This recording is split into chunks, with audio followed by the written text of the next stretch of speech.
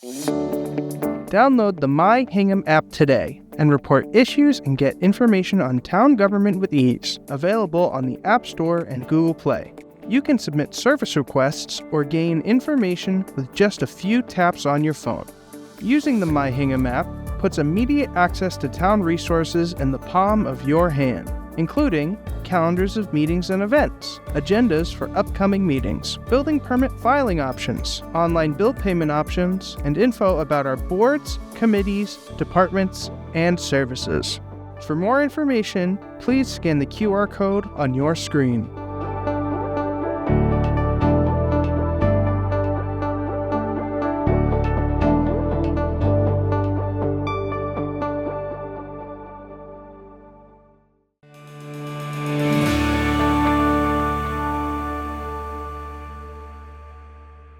Good evening. It is, 6:37 on January 28th, 2025. I am convening this meeting of the Select Board for the Town of Hingham. This meeting is being held in person and/or remotely as an alternate means of public access pursuant to Chapter 2 of the Acts of 2023 and all other applicable laws, temporarily amending certain provisions of the open meeting law. You are hereby advised that this meeting and all communications during this meeting may be recorded by the Town of Hingham in accordance with the open meeting law.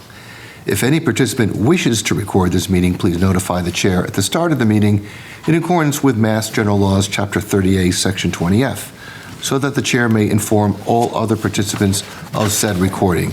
Is there anyone else recording this meeting? Seeing none, if you are willing and able, please stand for the Pledge of Allegiance. I pledge allegiance to the flag of the United States of America and to the republic for which it stands, one nation, under God, indivisible, with liberty and justice for all.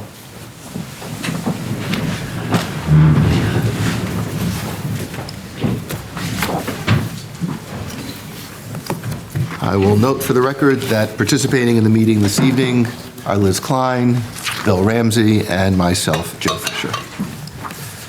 Next item on the agenda is approval of minutes. And we have, I believe, 2 minutes, one for December 10th of 2024, and then January 7th of 2025. Liz, do you have any comments? You're prepared to proceed? I'm prepared to proceed. Bill? Ready to proceed. Then I am prepared to accept a motion. I'll make a motion to approve the minutes dated December 10th, 2024. Second. Roll call vote. Liz? Aye. Bill? Aye. And I'm an aye as well. I'd make a motion to approve the minutes dated January 7th, 2025. Second. Roll call vote. Bill? Aye. Liz? Aye. And I'm an aye as well. We will then move to the next item on our agenda, which is to consider approval of a special one-day wine and malt beverages license to Vitamin C Brewing for the New Year's bonfire at Ware River Farm to be held on Saturday, February 1st, 2025, from 5 p.m. to 8 p.m. And Tom, am I correct that we previously approved a Must have rained. a one-day license for this? I think we did, yes. I did. We did for January 11th. I think we did, and it's being moved. I believe it was either rain, I think it was rained out, and so it's the same event, just moved Right. to a different date. Right. So who do we hear? Who do we have here? Is Dino or Rich, or you? Rich is here, I think. Where? Rich is Rich is online. He's online. Oh, there we are. Okay, Rich, if you can just give us a very brief summary, since we've already reviewed and approved this before. Yes. So as you said, this was originally scheduled for January 11th, and we had a little unexpected snow that day. So it got canceled, and it's moved to February 1st now. It's between 5 and 8 p.m. It's a New Year's event at Ware River Farm. It's going to be a bonfire where they'll be burning Christmas trees. There's some food there for Mom on the Go and the sausage guy. And we'd be there to provide the beer for the event. And no change in the estimated attendance of between 300 and 400? No, I believe everything is the same. Okay, I've reviewed this already. I have no questions. Liz? Yeah, as long as the police and fire detail are scheduled to be there on the That's February right. 1st? Yep, everything will be the same and they'll be there. Okay, great. No other questions? Bill? No, there's no change from the initial application, so I'm comfortable moving forward. Yes. I'm prepared to take a motion on this. I'll make a motion to approve the issuance of a special one-day wine and malt beverages license to Vitamin C Brewing for the New Year's bonfire at Weir River Farm to be held on Saturday, February 1st, 2025, from 5 p.m. to 8 p.m. Second. Roll call vote. Liz? Aye. Bill? Aye. I'm an aye as well, although calling it a New Year's when we're moving it into February 1st is a little bit of a stretch. Yes. Groundhog Day. Okay. Moving on, next item on the agenda is to consider the agreement with Weston and Sampson Services, Inc. for the operation and maintenance of the Town of Hingham sewer pump system and collective system. Russ, you're on again. Thank you. Thanks, Joe. Thanks, Board, for having me here tonight. So one of the things that's going on in the water and wastewater industry, like everywhere else, is the ability to find skilled people to do some of the jobs that we have in town. This also goes on to, the DPW and everybody else. So one of the things we all look for is ways to supplement our staff and do things that need to be done for the town in other ways. And one of those ways is, overtime for everybody to complete these tasks. But unfortunately, sometimes these things need to be done during the day. They can't be done in overtime. You can also just hire subcontractors to do the work, or you put out for O&M contract services, which is what we've looked at for Hingham Sewer Commission in the sewer system. So basically, an O&M service contract is the operation and maintenance of the wastewater pump stations, treatment plants, and collective systems. And the benefits are you have backup staff and on-call staff. So if someone calls in sick, they are responsible to make sure someone comes to do the job anyways. Then it's not put on top of other people that are already there. Off-site support with experience in the field and what they do. And there's also support regarding recommendations, capital improvements, data collection, and analytics. So part of their contract is to provide us with monthly reports, analytics, what needs to be done next. So just like the contract we have with Veolia, this is pretty much the same thing on a little smaller scale. We did get 2 bids. They were reviewed by myself, Randy Ashley, and Steve Dempsey. They were bid under Chapter 30B, the law that governs the procurement of supplies, services, and real property by cities, towns, and other local jurisdictions in Massachusetts. Weston and Sampson Services was ranked #1 for technical and #1 in price. Their annual base price was $299,820. The second was Veolia, ranked #2 for technical and price. In a budget comparison we did with personnel, so the personal services for FY25 was $462,000. FY26 is projected at $204,000. And I know I'm not doing the budget, but this just explains why we chose what we chose. Our expenses were $381,000. This year will be $669,000, so it's basically taking the personnel services, shifting them to expenses to cover the contract. The total for FY25 for personal services and expenses was $844,321. Projected is $874,562. The biggest difference between the personal services and expenses is a differential of about $30,000. $24,850 of that is the transition fee to transition from our staff to Weston and Sampson staff, along with building some new fun toys for the plants and the pump stations. We'll be able to track everything electronically. There'll be electronic notes taken. There'll be all these things that are done on an iPad instead of done by hand. They will also give us a assessment of each pump station individually by the end of the first year and let us know what needs to be done to each pump station on a regular basis and in the future. What that does is the current staffing is 4 positions. 1 is currently vacant. The supervisor will be remaining under the Hingham Sewer Commission and work directly for me, helping run this contract, and as the newly appointed assistant sewer superintendent. So that'll be Steve's new title when this all takes effect. The other 2 positions will move to DPW, which we all know has always had open positions. Those two were talked to. Tom did meet with the union. They have agreed to this. So the transition is going to happen where they will move to positions at DPW they are lateral moves. So they are moving into positions, and actually one might be moving up. So they're not going to lose pay. They're just going straight to the same position they're in and stay where they are financially. Weston and Sampson, we had a meeting with them on September 10th and interviewed them. They introduced their on-site staff, which I have personally worked with a few of them in the past. They're very good operators. They confirmed that they'll be able to meet or exceed our after-hours response time of 1 hour. So right now in the contract, they have to respond within 1 hour. They said they can definitely meet that or exceed it because their primary operator actually lives in Weymouth. So very close to where we are. They also demonstrated their CMMS system, which is a system that takes all the parts of the plant, puts them into a program, and looks at the age and does all this. So their CMS system is really good. It runs on a GIS, ArcGIS-based system, which is what we have in town, so it'll merge right in with our stuff. They have an inspections tool, data collection, a work order program, all linked to the GIS. So when you click on a plant, you'll see some information that you may not be able to see just by opening up the map and clicking on it. We confirm the data is town-owned, which means any data they collect comes back to the town if the contract is ever ended. And we confirm the data reporting is on a monthly basis. That means every month we're going to get a report. The projected start date is February 15th, which will be the transition period. Their takeover projection is March 1st, 2025. On October 8th, 2024, Dr. Schultz moved to accept our review, the team's recommendation, and submit the contract to the Select Board for review, approval, and execution, awarding the operation and maintenance of the Hingham Sewer Pump Station and Collection System to Weston and Sampson Services, Incorporated, Reading, Mass. for $324,670 in the first year, and it was seconded by Mr. Frazier and voted on unanimously. Any questions? Mr. Fraser, anything you wanted to add? And if you do, if you can just go up to the podium. Nothing right now. Clark Fraser, 50 Bonniebriar Circle, Hingham Sewer Commissioner. We've met and approved this contract and are hopeful that we can proceed in a way that we have a much more controlled and sewer system and can document where we have I&I, which is, I think, costing us a lot of money.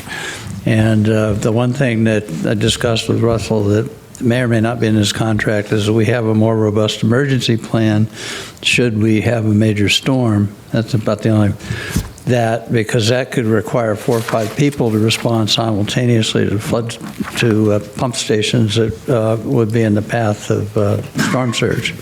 But other than that, we're hopeful that this will help us move forward, and we wanted to make sure everyone was protected and that our superintendent got enough of a promotion so that it's a technical thing, so that when he retires, he doesn't get tangled up with the Massachusetts retirement system and they try to take some of his money away. So those are the things, my considerations. You don't have to put that on the record, but I think that... I think you just did. Yeah, but it's essential. It's essential if we're going to maintain the sewer system that we pay competitive wages. I mean, Yes. I think that's one of the reasons why we were short a person for 3 years. Well, thank you. Thank you. Thank you, and thank you for your efforts here. Yes, Can I just jump in? please. Thank you. Can I just jump Tom, in? please. Just a quick statement. I'm going to briefly reiterate some of what Russ said, but I want to add a little bit of color along the way. So a lot of synergies, a lot of efficiencies. It's what we're always looking for in government, and it's a big part of the reason why we've started talking about this months ago. This is a big project we've been working on for a long time, as you all know. It's important. The job descriptions for all of the resulting personnel that will stay, that will continue to work on this, including Russ. So Russ's job description, the assistant water superintendent's job description, and now the assistant superintendent's job description have all been approved by the personnel board, and all of them will be cross-trained, to Clark's point. When we have an emergency, and now we have cross-trained personnel on staff that are able to manage and respond, in addition to having a consulting organization that's there. So, and that goes both ways, so that when the sewer is slow and water needs some help, we have people to help with water a little bit more. We have a little bit more capacity there. So I think that's important. The impacts within any of the union have been negotiated and approved. Everybody's happy across the board. And of course, as Clark just told you, the Sewer Commission also voted in favor. So, it's been a long time coming. This is a big project, a big deal, and I think it's going to bring a lot of efficiency to our local government, which is what I'm always after. Thank you. Thank you. Just so I understand the finances of this contract, it's approximately $300,000, and that's annual. Correct. And it goes up each year by the CPI, Correct. and it's a 3-year contract. Correct. And in addition, there is a one-time transition fee of approximately $25,000. Correct. And is that transition fee, let me ask, what is that transition fee intended to cover, just so I'm clear? Covers the training of their personnel, cross-training with our personnel, so we'll have twice as many people here for 2 weeks while they train. It includes them taking all of our information from our pump stations and putting them into their CMS system, developing us forms, inspection forms and things like that to go along with the CMS system, and also for reporting, the first month of reporting that we want to have an assessment of the whole system done. Okay, and this is not recurring, this is one time? No, it's one time for this year. Great. No other questions? Liz? Thank you, Joe, and thank you, Russ, and thank you, Clark. I think to Tom's point, this certainly is a great move forward in terms of efficiency and just the resiliency of the system. So happy to see us moving forward with this project. I think it makes a lot of sense for everyone in town and certainly our sewer customers. I was going to ask similar questions. So 3-year contract and it's billed monthly, correct? So we have the annual, well, not to exceed. So it's, it'll be billed monthly based on time and materials? Correct. Okay. Well, the monthly fee is set. If Okay. there's extras, it's like everything else. If there's extras, they also have overtime built in and all that. So the only time would be an extra if we have them do something that's not in the contract, just like Okay. Veolia. If I have them do something that's not in the contract, then we talk about a price and do it that way. But the operations is a set price. Okay, and that's, They're responding to calls, they're responding to emergencies, so they have the whole thing. okay. And but that's based on what, how many hours? Like, Don't know, we don't know. that's That's- all, that's that's the what risk this that- contract is, the risk that they Okay. take, correct. Okay, Correct. got it. Okay, thank you. Bill? Is the 300,000 coming from the ARPA, Plymouth County ARPA funds? No, it'll be coming from the sewer operating budget. Sewer operating, okay. The ARPA funds are covering the Route 3A, a Route- big piece of the Route 3A line? project. Got it, Yeah. okay, great, thank you. Tom, anything else you want to add? Nope, thank you. Any questions or comments from members of the public? Yes, ma'am, if you could just go up to the podium. Claudia Eaton, 19 Ocean View Drive. So effectively, we have outsourced the sewer? Is that with this contract? But we just took in the water company as town-owned. So the sewer is already owned by the town, so the difference between this and that, we purchased the water company. We're just outsourcing the operations of the sewer to an outside contractor. Okay, all right, and that's the most efficient thing in this At case? this point, it is because of the fact that, like I said, it's hard for us to find qualified people who can do the work. DPW is also having an issue, so we all sat down and came up with a plan of how to supplement DPW, keep that fully staffed so that we can do the services that are needed for the town, and at the same time, keep all the pump stations up and running, which is a very common contract operations. Like there are cities like the city of Newton who has 10 times as many stations we have, and that's been subcontracted for years. And what they do is they just sub out these things so they can focus their staff on other things that need to be done in this town besides just going to these pump stations every day. All right, and then is there an opportunity just to outsource the water portion of it as well? We do. So Veolia. are you talking about, so when we acquired the water system, we did outsource it? And. It's exactly the same model. Right. Okay, all right, that was just my question, thank you. However, just to follow up, billing is not outsourced. That is something that we're doing inside. It's outsourced to HMLP. Well, but it's within the I get to town. yell at them now. It's all good. No, yeah. But it's, but your observation, I think, Yeah, is it's a good valid. point. You know, we do need to make sure that we maintain control, and to the extent that there are efficiencies bringing it in, we bring it in. To the extent there are efficiencies of having outsiders do it, we want to take advantage of that. I appreciate that, thank you. Great, thank you. Please, just so others can hear you, Clark. Clark Frazier again, about the billing, because we've talked about going to the monthly billing. I wasn't aware of the HMLP, which has obviously got the best billing system. But we do have to have a conversation at some point as how we're going to sync up the water and the sewer. Yes. Right now, the sewer bills are 3 months behind. I got that on the plan. It's on the plan. Don't you Okay. worry. Yeah. It's been on my mind for 3 months, and it's staying on my mind until it's done. And the other thing I want to emphasize is our major costs are not personnel. Our major cost is paying MWRA and the town of Hull for the amount of water that we give them, wastewater. And the place that we can save the most money is to reduce that amount or expand the system and keep the amount the same. So if that's a call for conservation, we hear you. It's not conservation, it's a call for getting rid of leaks. Okay.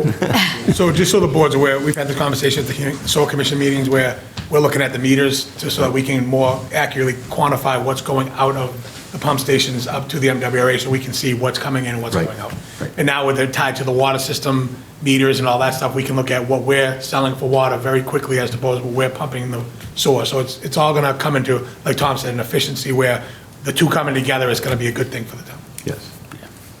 Maybe. Any other questions? Seeing none, I am prepared to take a motion.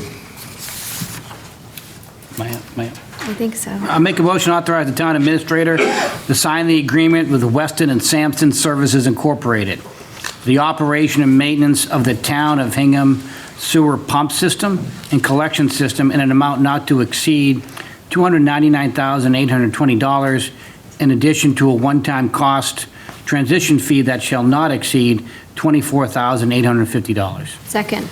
Roll call vote. Bill? Aye. Liz? Aye. And I am an aye as well. Russ, thank you. Welcome. So it looks like you are not excused yet, because we now move to the fiscal year '26 departmental budget requests, and you'll never guess what's the first item we have. We're River Water. How did you know? So, So since we did go in depth at the Board of Water Commissioners meeting, I did do our enterprise fund budget, which I'll review real quickly with the board. And if you have any questions, absolutely. So our total revenue for this year will be $14,260,000. Our salaries and personnel would be $279,507. I can't read my own thing. Our subcontractor operating expenses and regular expenses are $6,861,105. Did I read that? I gotta get my glasses. Our property taxes will be $1,013,641, and our debt service total would be about $6,100,000. So our total budget and expenses are $14,260,000.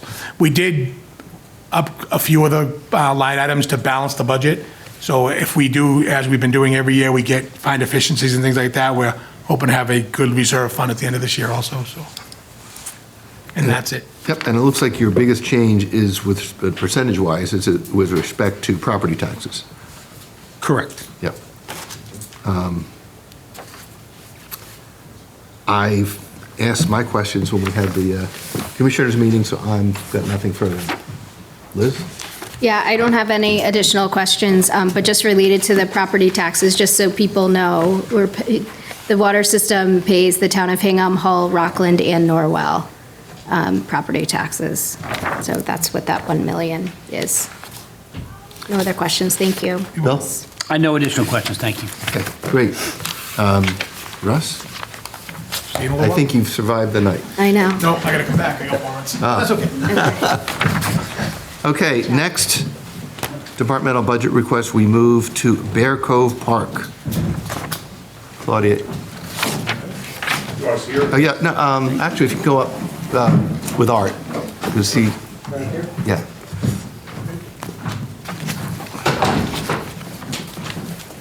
And if you could each just introduce yourselves for the record, please.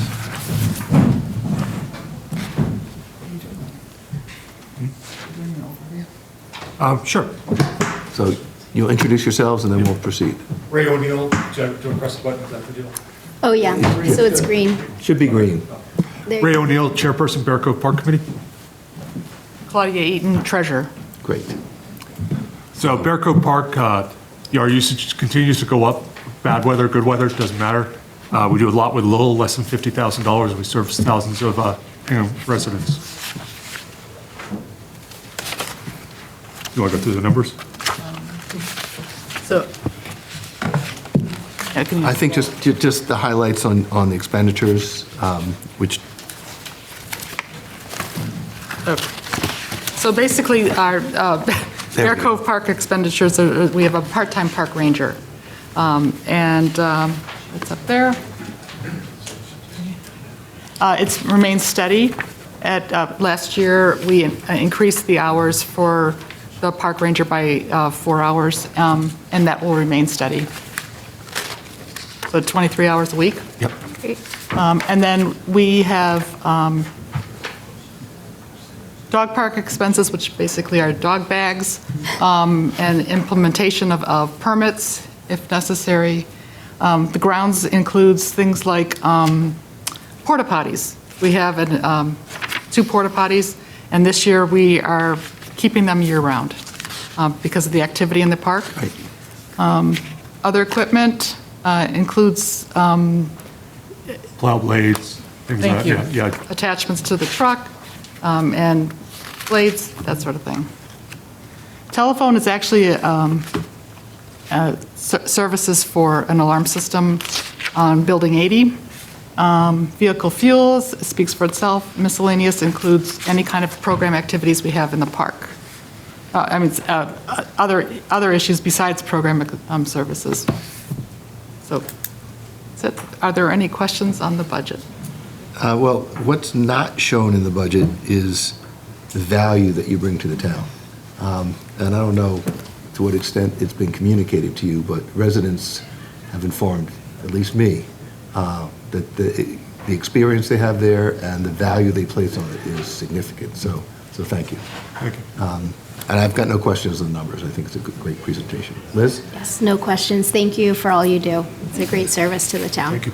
Bill? Yeah, as I say, Scott is an absolute treasure for the We're town. going to need like 3 people to replace him. I think him and Leslie Badger are our 2 most popular town employees, and they're wonderful. He's a wonderful guy. I've known him forever, and he cares about the park. And you do a wonderful job on your committee. I know it's very popular. Members of the committee love it.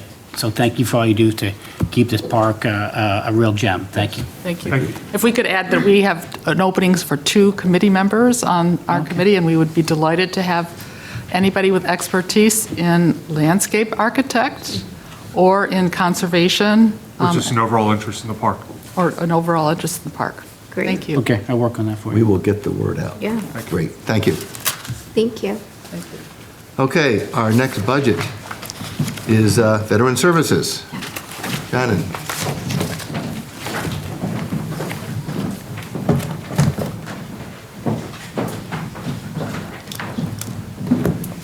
And Janine, how are you? Hello. Okay, Joe, can I start? please, we're going to have our veteran town administrators begin. As you're about to ask her to start talking, I just want to introduce Shannon Burke to the town. Shannon is our new Veteran Services Officer. She's replacing our longtime VSO Keith German, who has retired, much-deserved retirement. So Shannon and Janine are staffing the Veterans Office downstairs, and everyone should come in and say hi. Everything's going great. So, as you're about to hear. Welcome. Thank you for having me. Now's your opportunity to inform us, and we'll take it from there. Okay, so starting with the Veteran Services budget, obviously within the office, we do everything we can to advocate and help the veterans of the community. We provide access to help them get on Chapter 115 benefits for people that are having financial difficulties. We do emergency assistance and, military ceremonies throughout the year. Also, helping families that are dealing with deaths of their service members and veterans. So we do a lot of that. As far as the budget goes, there will be on the personnel services, there will be a small decrease in that, obviously, because we have a long-term VSO who retired and a new one coming in. That's going to affect that, so that's happening. As far as expenses, it's a 0.7% increase, just due to costs of things that are going on, costs of, all supplies are increasing, and this covers meetings and seminars, in-state travel for us to go to conferences to be able to do our job better for the town, different things like that. And then as far as the benefits that we provide for Chapter 115 that is also increasing because the cost of living is increasing for our veterans. So we kind of have to keep up with that to make sure that we can afford to give them that benefit. Okay, just looking at one of those benefits, medical attention and supplies. Yes. So I've noticed, I see that we're spending less in fiscal year '26 than we actually did in '23. I want to make sure that we're meeting the need. Are you comfortable with that? Yeah, so I do know that we have, there have been some people that have come off of Chapter 115. Right. Chapter 115, the problem with it is a fluctuating benefit, and you will have people that come off of it because then they get federal benefits. Right. And/or they come off of it, unfortunately, due to death. So you never know where you're going to be, and right now, we feel like that's the number that would satisfy the needs of the people that are currently on it and have a little bit of a cushion if we get an influx of new Chapter 115 recipients. Got it, great. So you'll hear this from several of us, but welcome, and Thank you. we wish you much success. Liz? Yes, I have no other questions, but welcome and thank you for all you're doing. Thank you. Bill? Yes, I want to welcome you as well, Shannon. I know you're an Air Force vet. We certainly won't hold that against you. At least Bill will try not to. Not the first time I heard that one. Won't be the last either. Thrilled to have you here.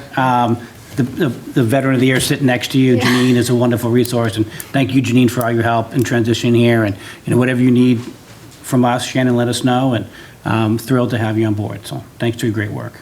Thank you. Thank you, guys. I'm grateful to work for Shannon. It's been really great. And we move to GAR Hall. Yes. So JR Hall is a historical hall museum that we have a wonderful, I'm so happy to have this, by the way, because it's new for me to be able to have something like this. So it's such a great part, something to have for the town.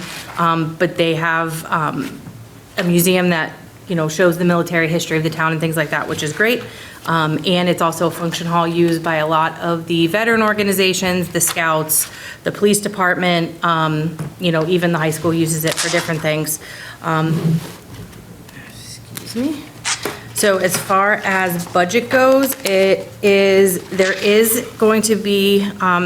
asking for increase in expenses due to, there has been some elevator issues that are going on over there, and so the maintenance of those has taken up a lot of the money, and so they're looking to, they're not 100% fixed yet, so we need to make sure we have the money to cover those expenses of trying to fix the elevator problems that are going on in the building. I will say that if you ask me exactly what those are, I don't quite know what they are as of yet, so I can't answer that question, but I have been told that there are quite a few issues, and that's why the levels have gone, we need to go up with that part of the budget. And then, but there will be, like the telephone will be has come off because that service was put into the town. And exterior repairs, that was a capital project, so obviously that is completed. So Tom, the new phone system is over there as well? Yes. Great. I have no questions on this budget. Liz? Just a quick question, and if you don't know, that's okay, but the building expenses for '25, have those repairs been done already? The 10,000 that was budgeted for FY '25?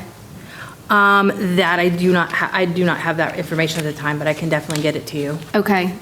I just want to make sure you're comfortable with keeping that flat and fixing the elevator and... Yes, we looked at the budget and we felt that that was a good number to keep it at because we're hoping that if they can get it fixed quickly, then that will go down and we actually won't, need that as much. Okay. So that's what we're hoping on, but we think that's still a good number to be able to help us with that. Okay, excellent. Thank you. Yep.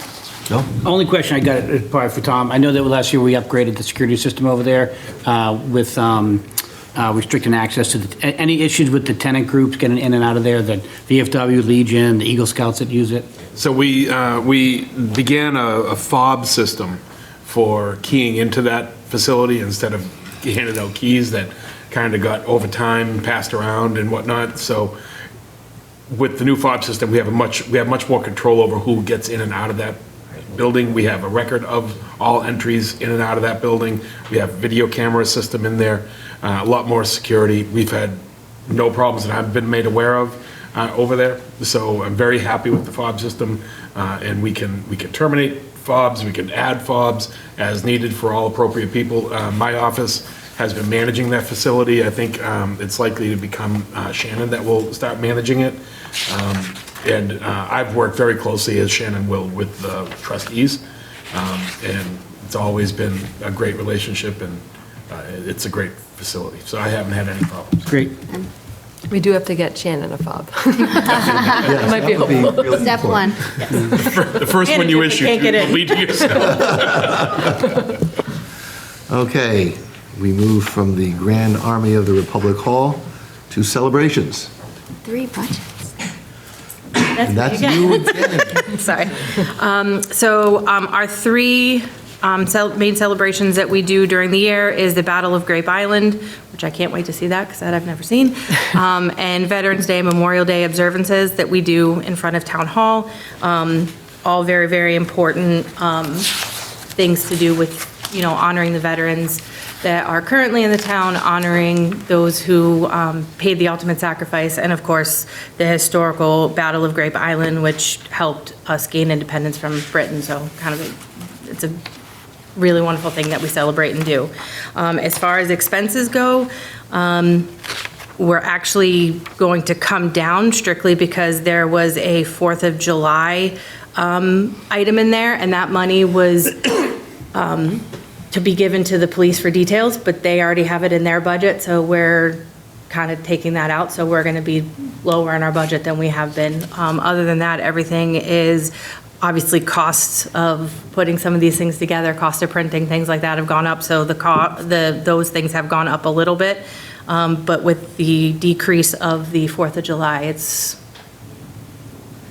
pretty balanced out. Tom, for Memorial Day and Veterans Day, do these costs include a sound system, do you know? Do we cover? I don't know if we covered that or not. Yes, they do. For a Battle of Grape Island Day as well. Okay. Yep. Okay. Thank you, Ginny. You're welcome. Liz, any questions? No questions, but thank you for continuing these. They are very important traditions to the town, so thank you. Thank you. No. No questions, thank you. All right. Okay, Excellent. thank you. Great job, thank you. Yes, good to see you. Good to see you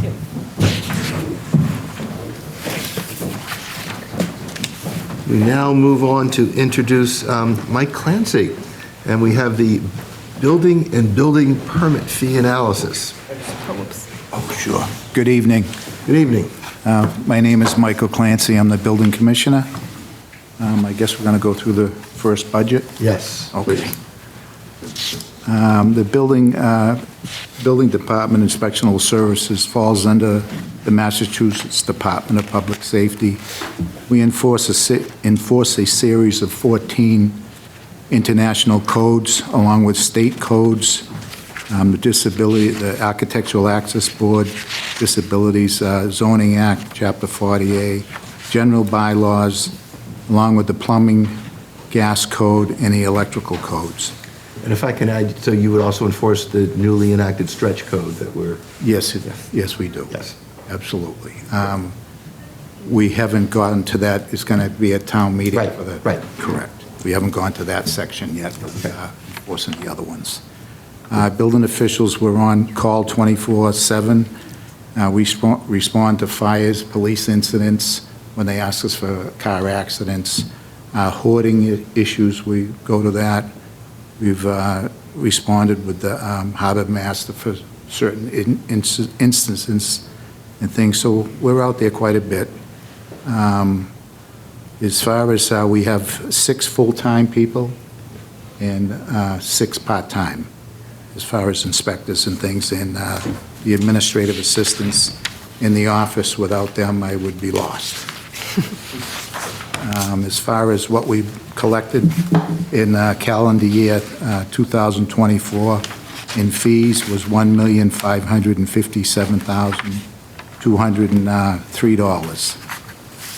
For building, which would include building, sheet metal, certificate of inspections, final cost affidavits, Certificate of use and occupancies, that was $1,299,543. Plumbing, electrical, and gas was $257,660. Total permits we issued were 3,578.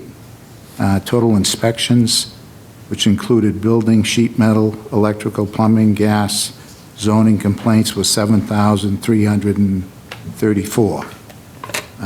As far as key incentives, the two buildings up on Abington Street have received a certificate of occupancies, along with the memory care at Linden Ponds. They received occupancies. Of course, the new Foster School received an occupancy, so they're in there now. Hopefully, we'll be getting the demolition permit out shortly. Several homes, again, were raised and rebuilt over the past year. When I came to town about 11 years ago, we had one demolition and rebuild about every 3 months. Now we're getting 2 to 3 a month. So it's gone up quite a bit. People love to come to the town. Derby Street shops continue to have new businesses coming in.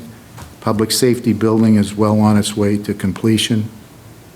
North Street, 105 North Street received certificate of use and occupancies there. We're going to go to the last page on that. I think the salaries and things are just with what the increase for, I guess that's COLA or something on there. And then as far as expenses, Tom had asked if I could take a look at the expenses and see if we could adjust some of those. So I did actually have to adjust the vehicle maintenance. We have two vehicles that are low as far as on their way out. One of them has died in the parking lot out there, so I did add 50% to that. Office supplies stayed the same.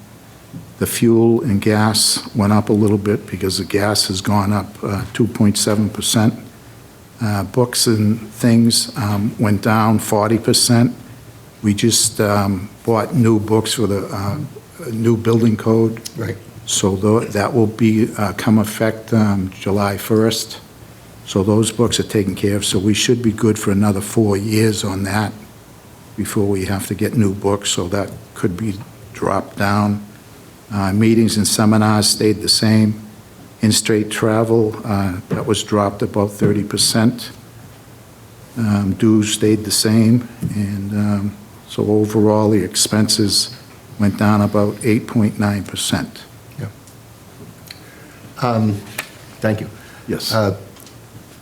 Are there continuing education requirements? Yes. And because I don't see that in the. It is in there as far as seminars and meetings. Yep. Building officials have to do 45 hours of credit every 3 years. Yep. Plumbing and gas inspectors and electrical inspectors have to do 12 hours of continuing ed every year. Okay. But that is included in those. And I know you have fees for inspections and issuing permits, certificates of occupancy. You've done a lot of work for Foster School and public safety. Are there any fees reflected in the budget associated with that work? No. So those fees were waived? They were waived. So I understand the town doesn't need to charge itself, but is there any, I don't know how to say this, interdepartmental transfers that would reflect the work that's been done? Because I would assume if this was commercial work, there'd be a lot more fees associated with your activity here. This year alone, town work was $84,000 in fees that weren't collected because of the town work. That, of course, does not include the school or the public safety building, which was a couple of years ago. But one inspector at the the school alone had, there was 138 inspections. Yeah. Just him. A lot of work. It was, and the two other building inspectors did, Jerry did the highest, then we had the plumbing, gas, and electrical inspectors too. Yep. We were there almost every day. Large project. Yep. Well, I mean, thank you for that. I know it's not reflected in the fees. It is reflected in the costs, though, because that's part of your salary, so. It's true. Yeah. It is true. Yep. Do you have any questions No. on that? I don't. No questions on the budget, but Joe brings up a good point. Is that tracked somewhere? How many hours and how many fees are waived? Tracked is a strong word. We know how much we waived. Okay, Yeah. So we could pull those numbers if we ever needed to. Okay. But you're not wrong. I mean, Yeah. this stresses the revolving fund, which is how we pay Right. portions of our employees. Right. It's an anomalous year. We don't normally have, even if we have a town project or two here and there, they're never this size all at the same time. Right. So this won't happen to Mike again. Or to the revolving fund and subsequently the budget, not really Mike. But this won't happen again, For a hopefully. few years, But, yeah. one a year, one every couple of years, big ones, they're solvable. Is just a little bit of a perfect storm. yes. Well, thank you, Mike. It's You're- nice to see you. You're welcome. Thank you. Bill? Yeah, I mean, I'm for waiving those fees for taxpayer-funded projects, otherwise we'd be charging ourselves more for the building. So we're gonna put 84 grand now on a $113 million project, so I'm glad we did not do that, so, but aside from that, thank you for your great work, Mike, you do such an awesome job, good to see you back up and running again. Thank you. And appreciate all you do for the town, thank you. Thank you very much. Did you want me to go into the proposed? Yes. Okay. We did talk about adjusting the building permit fees. I think it was either last year or the year before. I did give you a printout of building permit fees in surrounding towns. So that was 10 surrounding towns. Oh, yeah, here it is. Blue one. And so looking at that, I'll just go through a little bit of a synopsis of it. 4 communities around the surrounding towns have adjusted their fees last year. 6 communities have adjusted them in the last 5 years. Hingham has not adjusted their building permit fees for the last 15 years, dating back to 2009. And what I had put in here is to adjust our fees, if the selectmen wanted to do that at this time, would be residential fees could be adjusted from 10 per thousand to 13 per thousand. Commercial fees could be adjusted from 15 per thousand to 18 per thousand. If the fees were adjusted, Hingham would fall into about 60% of the 10 surrounding towns. Again, that was $3 added to the residential, $3 added to commercial. I mean, it could be adjusted down. You could not, as far as adjust the fees, that would entirely up to you. I mean, I think it would help if you look at some of the other towns in here. For instance, Braintree, they're $20 a thousand for commercial, 15 for residential. So again, Hingham would be a little bit, Braintree, as far as residential, is $15 a thousand, and Hingham would be $13 a thousand. The towns that I have in here, some of them are coastal communities, some of them are almost the same size as Hingham, as far as the work that we do, as far as the homes, the remodeling, the commercial work. So that was where I got this, as far as the towns that I picked, and all the towns that abut Hingham is on the list as well. And again, that's just something that you guys can decide what you want to do. And just to add one thing to that, the building permit fees that Mike is talking about, these are general fund revenue. It's a local receipt that supports the town's general budget. The revolving fund is fed by the gas, plumbing, and electrical fees. That's, can only be used for items related to gas, plumbing, and electrical services. So those fees had been adjusted in the last year or so, I think, right? Correct. But the building permit fees are more like help our general forecast, general fund revenue, separately something for the board to consider. Do we have numbers so that if we implemented this change, it would result in X dollars of additional revenue? Do we know what that would be? We don't yet. We can look at some of the trends. I know. Didn't hear the question, I'm sorry. In other words, we've got the per cost. Correct. But what would it amount to for the town? In other words, if we went to $13, would that bring in an additional $100,000 of revenue? I'm trying to get a sense of Sure. what the revenue impact I is. don't have that figure, but when we did the fees with the plumbing, electrical, and gas, it was about 25% more for the revolving accounts. I would say it's probably going to be around the same. Okay. But I can get that. That would be helpful. Sure. So this is something we can come back to you with in, the next few weeks. Maybe if it's something that the board would like to consider, we can work it into the forecast for FY26. I know, Mike, you had said if we make a change, you'd probably implement it July 1st. But we can do some of that analysis, and there's no expectation to vote tonight or anything. Yep. Just to consider, this whole packet that he's put together. Yes. Well, I think it might be tough to quantify because it's all dependent upon new construction. We don't know what that's going to be, obviously. It's all based on the economy trending up a little bit, I guess, with interest rates starting to drop. So it might be in the right direction, but we haven't, when the planning board was in it, we haven't had a subdivision in years, right? So No. you never know. So it could bring in some additional revenue, it may not, but. Yeah, I think we need to do some more analysis, but thank you for bringing this forward. You're welcome. Tom, anything else you want to add? Nope. I'm Okay, good. great. Thank you. Well, then, thank you, Mike, and we will move on to the South Shore Country Club. Great. Thank you. Thank you. Seeing you again. You too.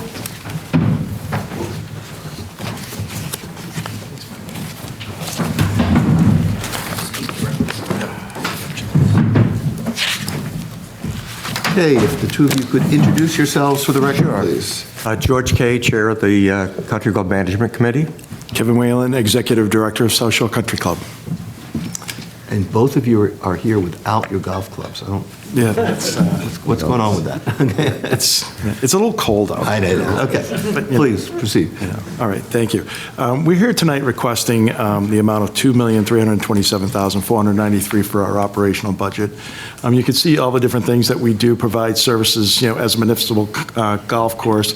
We have a great 18-hole golf course that, my crew with Jake Silver does a great job of running. We have a driving range. We have golf simulators as well, which are, open for the winter right now. We also have, pro shop youth programs that we run, and we partner with the recreation department to do summer camps. We have ladies' night as well on Wednesday night, so we have a full variety of different programs that we partner with the rec to provide, lessons to introduce people to the game.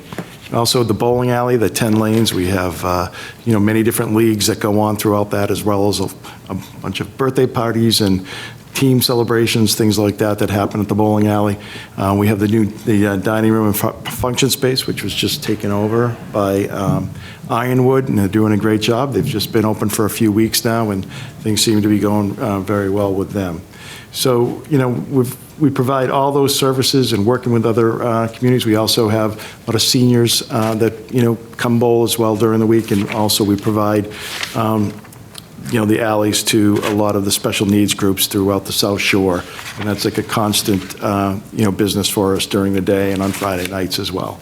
So these are the full-time employees. You can see that we have the golf professional and Mike Libby, the assistant, and then we have our seasonal staff, and then we have Jake Silva, the golf superintendent, Brian Campbell's the assistant, and then we have the second assistants, the mechanic there, and then the seasonal grounds crew. I have an administrative staff, and then in the bowling alley, I have a mechanic and then a few part-time staffers as well that are year-round part-time staffers. Your key initiatives is implementing improvements from the facility assessment that we did a few years ago. part of the capital plan that we have is purchasing new fairway mowers, a rough mower, and then some greens equipment as well. It's important to keep that equipment, rotating in. The equipment we currently have was purchased in a major purchase in 2019. This year is the last year of that payment, so we're looking in our capital plan to purchase 3 fairway mowers, 2 greens mowers, and then 3 approaches and tee boxes as well. So, and there's 1 rough mower, which is called a Sidewinder, which is a smaller rough mower that can get into smaller places. The biggest thing that on the capital plan that I think we're asking for too is the demolition of the existing pro shop and pool area. And the reason why we're doing that is, one, because it's obviously deteriorating pretty quickly as it has over the last several years. But the other thing is too, for us to implement the master plan that we had as far as getting to electric carts, and moving forward with that master plan, that is the biggest thing that we have to do. And there are 3 elements to that demolition. One is to demolish the building. 2 would be to kind of landscape the area kind of to a putting green. And then the third thing is we have to upgrade the electrical in the bowling alley building because the electrical currently goes through the pool building. So kind of when that happens, everything, when that does come down, then we have to also take care of the electrical. Improvements to the irrigation system, and then also restoration of 17th hole of our projects that we're doing this year with the Friends Group. We have a great, Friends Group that we have that does fundraising throughout the year with different events, and they also host a volunteer day. And what we're doing is this year is the 17th hole, so all the bunkers on the 17th hole will be restored, and that will actually be paid through from the Friends, from the fundraising efforts that they've done. So you can see the revenue. I can say that we're revenue-wise, we're doing great again this year. Where, the fall was just perfect weather for golf. As missed this last 3 or 4 weeks, but we did have this great weather. We're about $100,000 over where we were last year over year. And so with the great weather that we've had, and also we did increase our fees for our rates, our permits fees, so they're just the seasonal passes that we have. We increased that by 5%. We anticipate that the revenue will be, very strong, be pushing towards about the $2.5 million level this year. Great. I'd like to point out, too, that under Kevin's guidance, the last 5 years, we've had consistent revenue growth, and he's been right on budget, too, for all 5 of those years, which has been a real plus for us.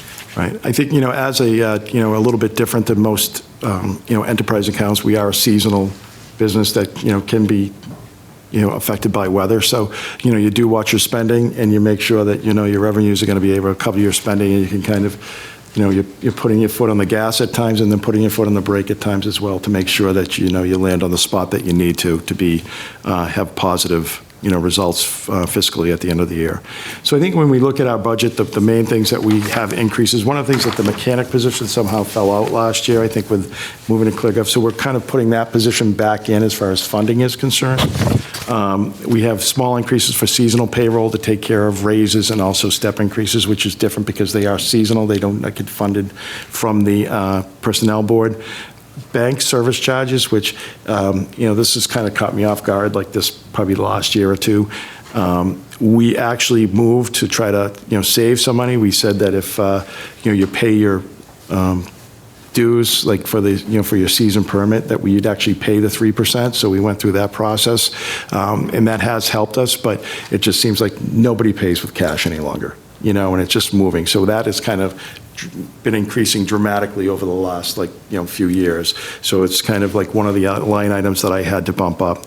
Also, the golf cart lease payments were kind of moved off budget into capital, but we're moving that into the operational part this year. So this would be the second year of a 3-year lease, and then we're hoping to get into those. We're hoping to.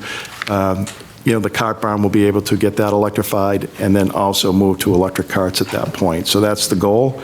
And so, we move those that $59,000 payment for payments of the leased golf carts into our operational budget for this year. And then the golf cart maintenance, we've had a little bit of an issue because our mechanic has been out, and And then we've had kind of off and on success with hiring. So we want to make sure that we have a maintenance crew. So we did a contract last year with Club Car, who was the manufacturer of the carts, to come in and once a week and do the carts. You got to remember that it's such an important part of our business. It's a very large portion of our revenue. It's about $250,000, and it's also, for tournaments and things of that nature. It's just really a lifeblood for getting people out and giving people access. One of the interesting things about the golf course and how golf has become much more accessible and open to, not only young people, but women, but also we have, I think, over 30 members now that are over 80. And so one of the things that we are looking to do, and I went to the Capitol Board last week, was a master plan for the golf course, and part of that is making forward tees, but also, kind of interaction when we do take down the building, how the new putting green will look and all of that, the front end of the house, but looking out on the golf course, designing forward tees for, almost all the holes in the golf course so we can continue to make the game accessible. One of the things that happened was that, when 100 years ago when they developed, there weren't a lot of women playing, so no one used the forward tees, or they were used very rarely, so they're very small. And as the game has, developed, and we have, more and more older gentlemen playing, that they tend to move to the forward tees, which are very small. So now we have to look at expanding those and looking at the course, where are we going to, create space on the course to create those forward tees. So we're asking for $50,000 in our budget for that as well, for the, on our capital side of things, to get a golf course designer, and look at a capital plan, look at the infrastructure that we have currently, from cart pass to irrigation and all of that. Another increase I do have is the irrigation. The irrigation's over 20 years now, and we were getting, quite a few leaks, so I did bump that line item up significantly, for next year as well.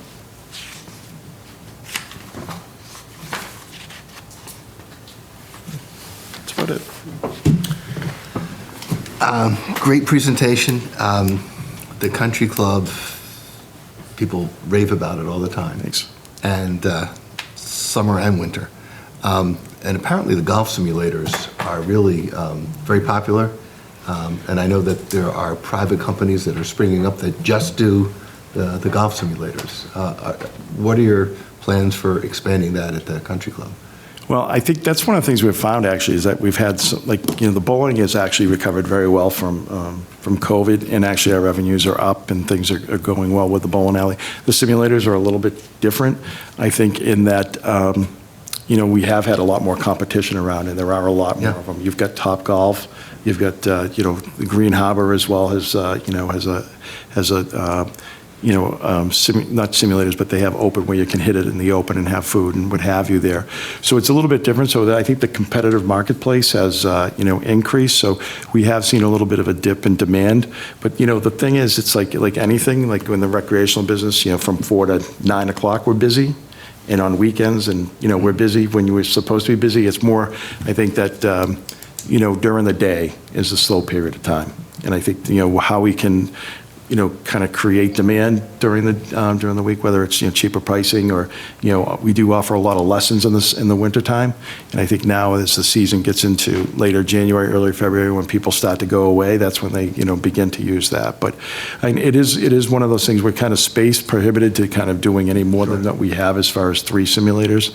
But I think there is a lot of, synergy between the bowling alley and the, to kind of keep it that year-round recreational experience there at the country club.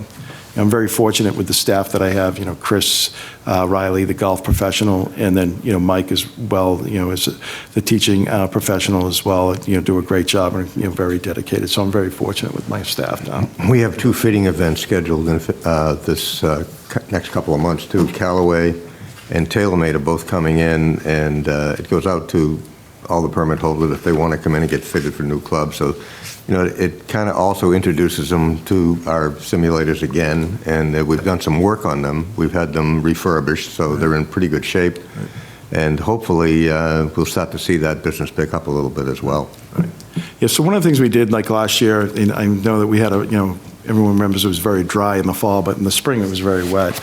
And so our driving range was not really available for our permit holders and people to go hit. So what we do is during the season, when it was wet in the range, you can't, hit balls over at the range, we would have people, warm up in the simulators during the summertime. And Tom, I have a question. I think it's probably for you. Looking at the sheet, there's no revenue side. There's a top-line number, but there's no breakdown of the revenue, where it's coming from. Is there a reason we don't have that? We can provide it separately. It's more a limitation at ClearGov at this time, where that whole side of the system isn't set up, but we can certainly follow up with a spreadsheet that breaks that down. Yeah, I projected about 2.55, so 2,550,000 in revenue.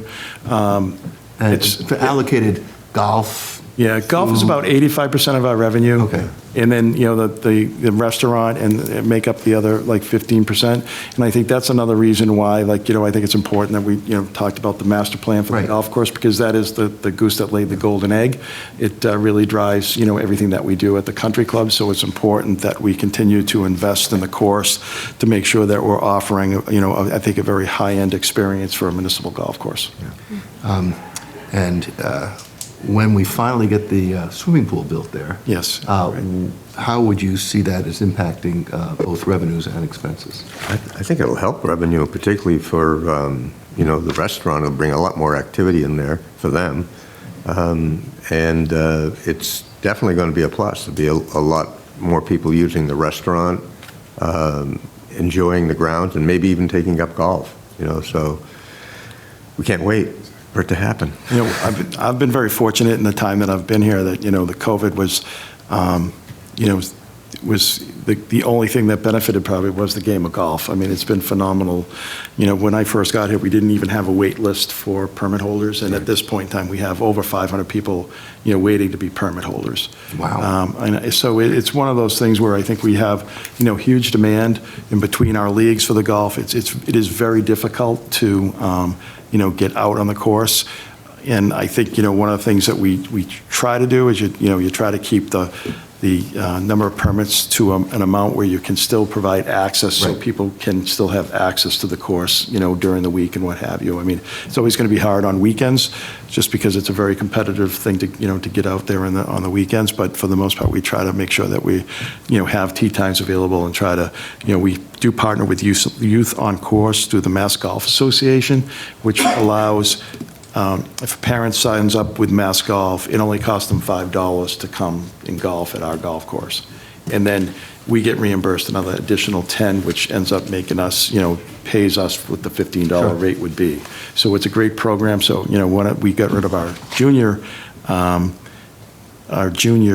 permit, and the reason why was because we just didn't have the tee times for the juniors to play.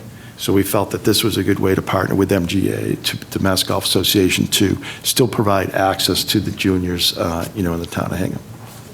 Great. Yeah. Liz? Thank you, Joe. Well, thank you, Kevin. It's nice to see you. You're doing a phenomenal job in the country club, and thank you to the management committee. So much is going on, and it's so well run. It's amazing to see the revenues, how they've grown over the last 5 years, so thank you. I was at the restaurant over the weekend. It's fabulous, the new menu, and it looks great in there. So it seems like it's been really well received, so that's exciting. I just had a question about the capital improvement plan. I know that's something that you've been working on for a number of years. How are you budgeting that, and how much are you putting in each year, and do you feel like it's sufficient?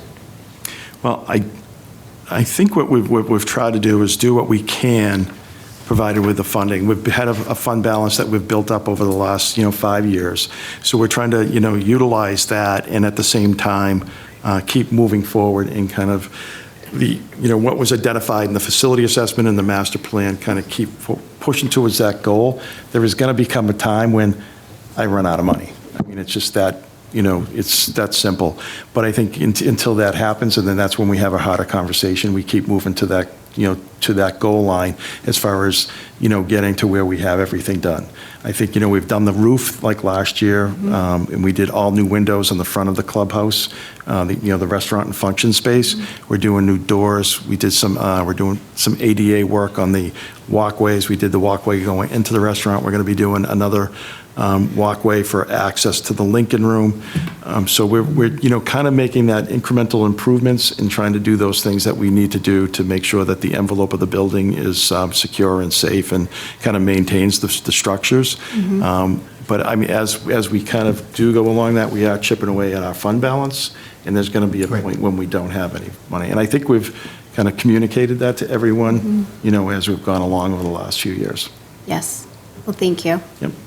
Bill? Other questions? Yeah, the transition to Ironwood has been fantastic. The restaurant is doing well, which is happy to see that. That was great. Golf is a wonderful revenue generator. Bowling's picked up, very popular. Monday night trivia is a great thing as well. So a lot of good things happening at the country club. Appreciate your leadership, Kevin. George, thank you for. George was on the committee for a long time. He came back on it. Yes. It's good to have you back on leading the George. So thank you for all you do. Just when you think you're out. That's right. Never. Your chair Never out, again. George. Yes, thank you, I do want to George. thank the Country Club Management Committee for their support. It's a great team that we have, and we're looking forward to, the FY '26 and beyond. So before you leave, did you say that, like, no one's paying in cash? So basically, it's all on credit cards? Yeah, a lot of credit cards. So, yeah, what we did like a few years ago was because when you pay your permit, it's anywhere between $2,000 and $3,000. We said, look, we're not going to pay $60 for you to pay your golf permit. So we said that if you don't do a check, then we're going to charge you that 3%. Right. And so I worked with John Coughlin at that time to do the language to make sure we were doing it correctly. So that part of it, so we have that, say, $700,000 is kind of taken care of. But the rest, the 1.8 million pretty much is, I would say, probably like 80% credit cards. okay, so yeah, where I'm going, and where, Michelle, is this going to be part of the town's claim? It should be. So Yeah. there's a class action settlement with Visa and MasterCard. There's a $5.5 billion fund, and I'm making sure that the town participates. I want to make sure that your revenue, your credit card revenue is part of what was being submitted. Should be. Okay. It's funny, because we did have Evalon, which is a provider before, a vendor before, and they ended up having to sell because they were actually, so there's another action suit with that the FBI has told us about that. So that's going on as well, so. Great. Well, thank you, and Thank you. Yeah. Great job. Seeing you. Great job. Good luck. Thank you. okay.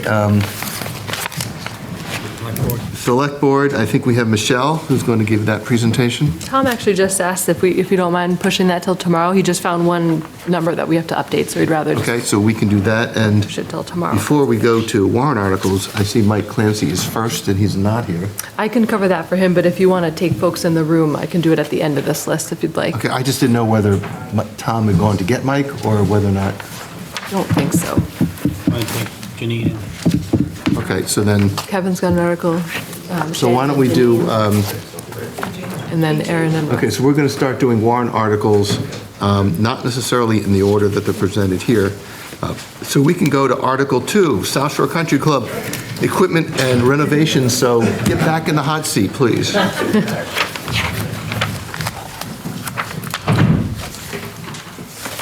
Get this. Now that we're taking it out of order, I've got to. This is I. Here we go. So when Kevin and I were speaking about his capital budget this year, he had mentioned seeking an authorization to borrow from town meeting this year for two separate purposes. One for the equipment purchase that he mentioned before, because the previous borrowing that we did for country club equipment, the last debt payment was FY '25, I believe, so he's got some capacity there. And then the second was to demolish the old pool and make some other changes to that property. Okay, so this is authorization for renovation of the South Shore Country Club. Am I correct that the borrowing costs, that the costs associated with this are borne by the enterprise fund itself? The one exception that we may ask the board to consider, and that's related to the fund balance memo discussion tonight, Yep. is to potentially pay for the demolition of the old pool from fund balance, Right. particularly because it's a town pool. It's more of a community asset, Sure. not as related directly to golf. Okay. But certainly the equipment and some of the other changes would come from the enterprise fund. Okay. Anything either of you wanted to add? Yeah, so I just, I kind of alluded to what the idea was earlier, as far as like we're purchasing 3 fairway mowers, 3 approaches in T mowers, and then 2 greens mowers, and then a rough mower as well. So those are kind of it's kind of the big package we're replacing. One of the things that we found, we went from a Toro on the fairway mowers last time to John Deere, and although the tractors seem to be fine, it's the rails on those machines are constant maintenance, have been problems.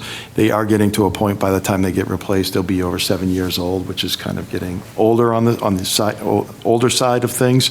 So we're looking forward to getting it. The other thing is too, with supply chain issues, it does take about 1.5 years to get this equipment. So we did put a pre-order in. They understand that, you're the town, and it's all, based on whether, you get approval at town meeting. So we wouldn't get this equipment until actually probably the calendar year 26. And what happens to the old equipment? So the old equipment, we will see what we would get on a trade-in, and if we're not satisfied with that, then we would go to the auction process. So Bill and I have had discussions at the MMA about making sure that we don't necessarily accept the trade-in value, because that there are auction places that get your trade-in value, and that then is the reserve price. Right. So I think what we've found is when it's a Toro product going to Toro, they treat you fairly well. When it's a John Deere product going to Toro, they might not treat you as well. So we might pick and choose what we trade in. One of the things that's good about, the golf course equipment is that it's all on state contract. So, it's already been done through OSD that, your purchasing agreements and what have you are all, they're all set as far as you just ordering the equipment. So, and they all have the standard prices that has been approved by the state. But the state contract does not cover trade-ins, am I correct? No, it does not. Right, so, Tom, this is just a general policy question, not restricted to the country club or whether it's a police cruiser or whatever it is, that we make sure that we don't automatically accept a trade-in value, that we look to get something that might be available higher through auction. And we've had a lot of luck, success, I should say, not luck, with our auction process. So you're absolutely right. Great. Yeah, I had the auctioneer there today. We're auctioning off some older equipment in the big storage container that's out in the parking lot. Hopefully we'll get rid of that too. So, great.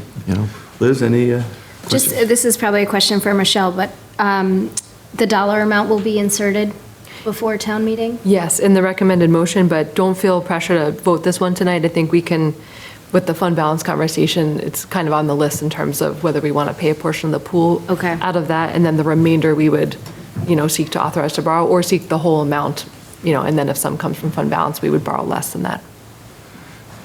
So are you suggesting we not vote this? I'm not sure on what your message is here. I think it'd be good to know the breakdown of where the money's Yeah, coming like from a- in the article. I think we can wait. Okay. But for all these articles, it's going to be the recommended motion that's going to have the dollars. It's not going to be in the article itself. It will. This one just has a question of kind of the funding, so how we're funding it. So I think we can come back to you after we, have this other presentation and you guys think about the use of resources in general. Okay, good. We're good. Thank you. Thank Very you. much. Appreciate it. Okay, so we then can jump to Article HH, Veterans Tax Exemptions.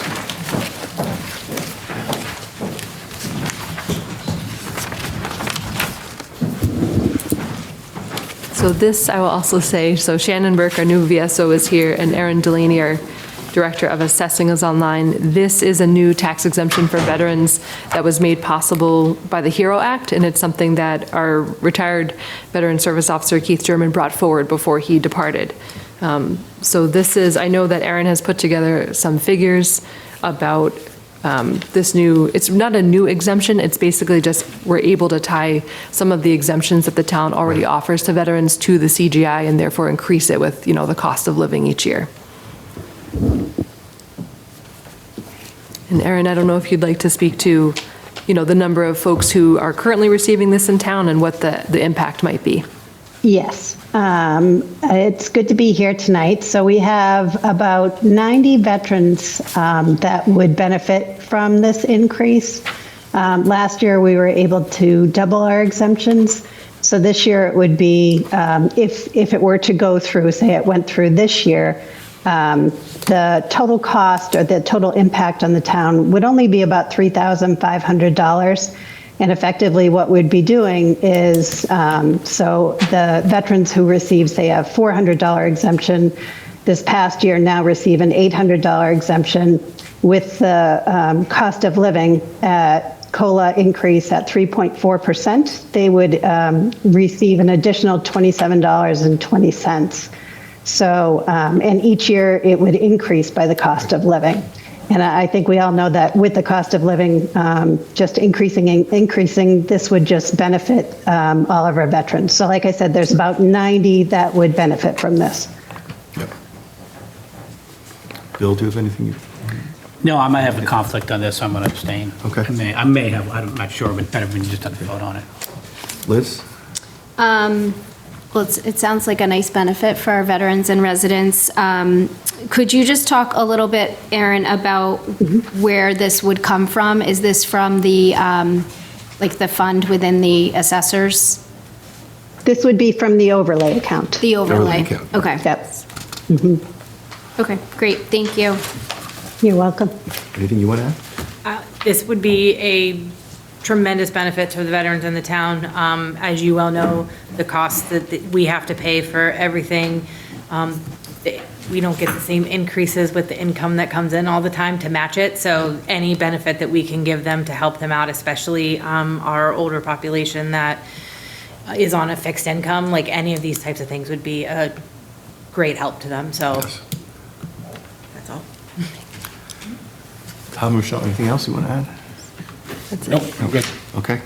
Any member of the public? Seeing none, I am prepared to take a motion on Article HH. I will make a motion to recommend favorable action on Article HH. And I will second that. Do a roll call vote. Liz? Aye. Bill? Abstention. And I'm an aye. It carries. Thank you. Thank you. Thank you. Now we could move, let's see, anything that we need Russ on. Yes, we can move to Articles JJ and PP.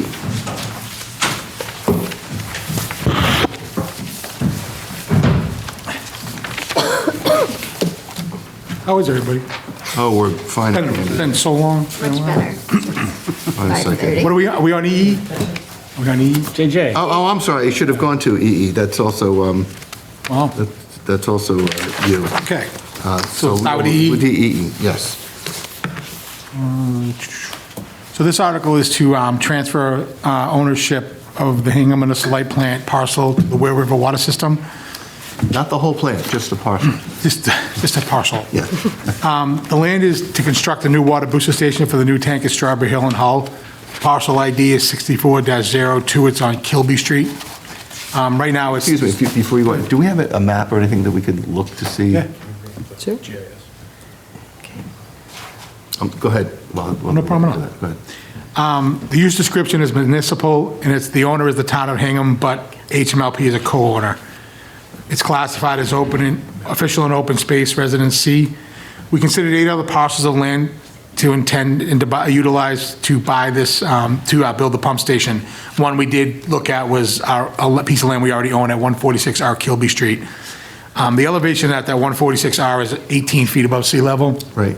Which is very low and was very, made me a little nervous because if it's ever we have a real big flood, we could have the pump station get flooded. So as we did is we moved up the street and were directed to this piece of land by a very nice resident who used to work here. This piece of land is between the Sons of Italy and a home at 39 Kilby Street, 57 Kilby Street, sorry. Behind it is another piece of land, which is number 90 Chief Justice Cushing Highway. So the Ware River, but the elevation of that land is 43 feet. So we felt that that was a higher elevation and a better place to put the pump station. Plus, it fits more in that area than down the street.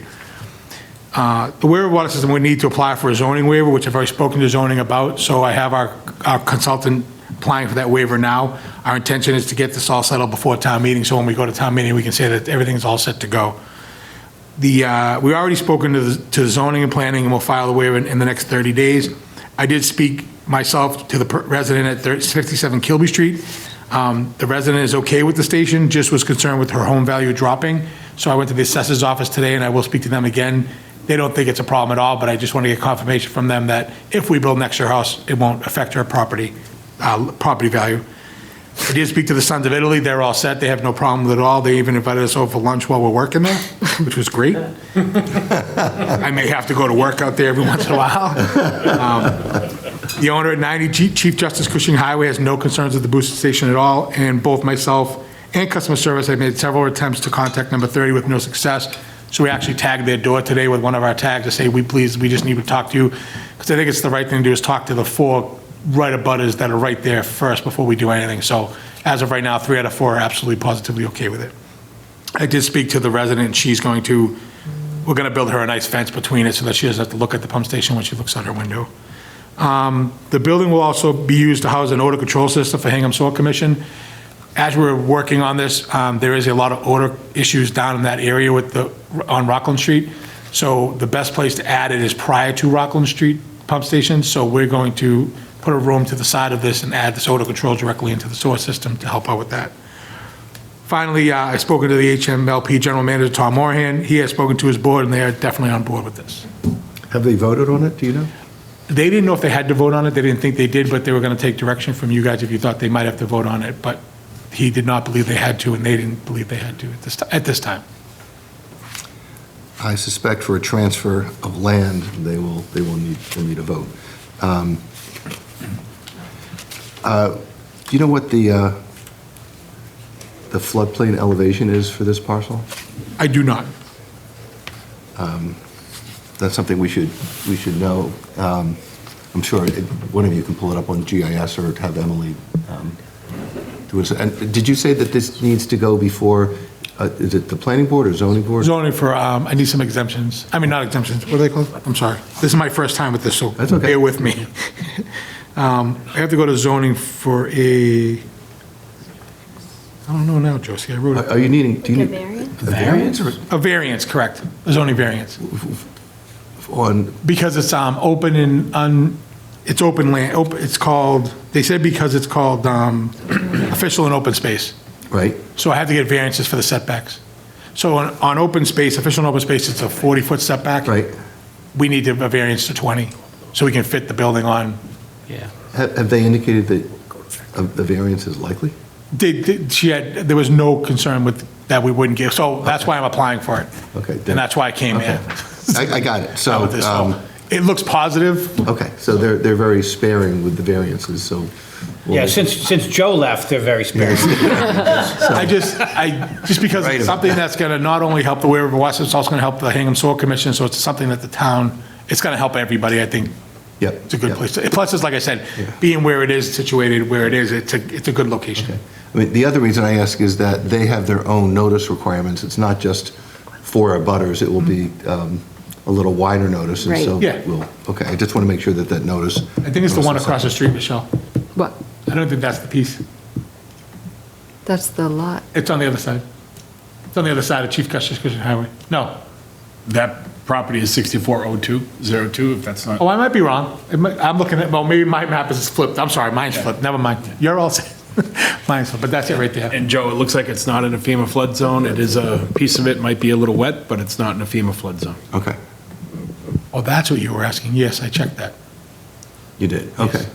Are you near a 100-foot buffer from wetlands? We're supposed to get 50 where I was told, so I think we'll be fine with that.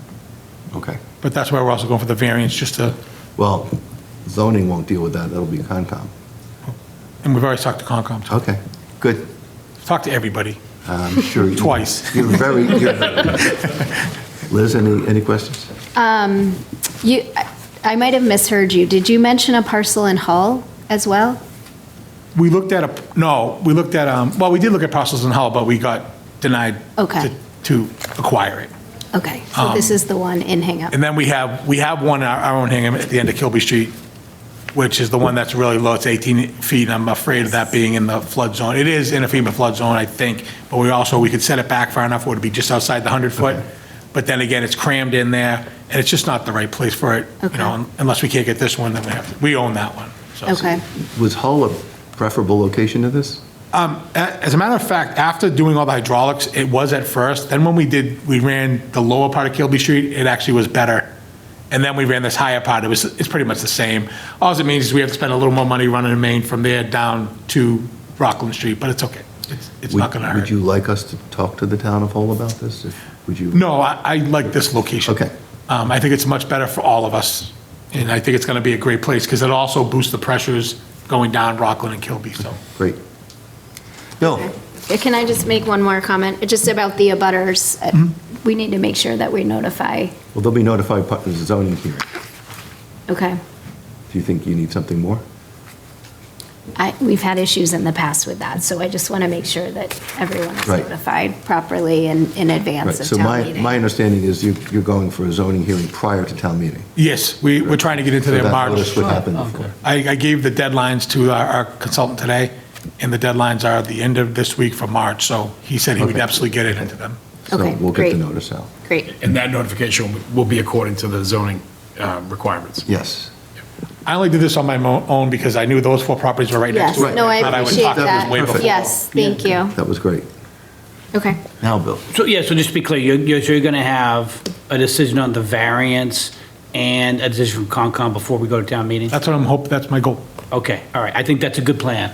I'd be concerned about the town meeting article going forward and then running into problems on the backside of it. But you said Emily, Shannon, Michael, all kind of. After we talked about this. I mean, a little- Emily obviously. At first, I was talking more to Concom. Yeah. But then I did talk to Emily, and she's the one that told me to go forward with putting in the variance application, all that stuff. Her and I have Okay. been talking for about a week. Great, awesome. And maybe Susan, loop in Susan as well. Susan's already been Okay. 100% looped. She's all over it. You'll get it built over. I mean, I'll get it built over. No. Susan's been great. She absolutely, Susan She was is great. She's been great, so. She's great, thank you. Great. Any member of the public, comments or questions? Seeing none, I am prepared to accept the motion on Article EE. I'll make a motion to recommend favorable action on Article EE. Second.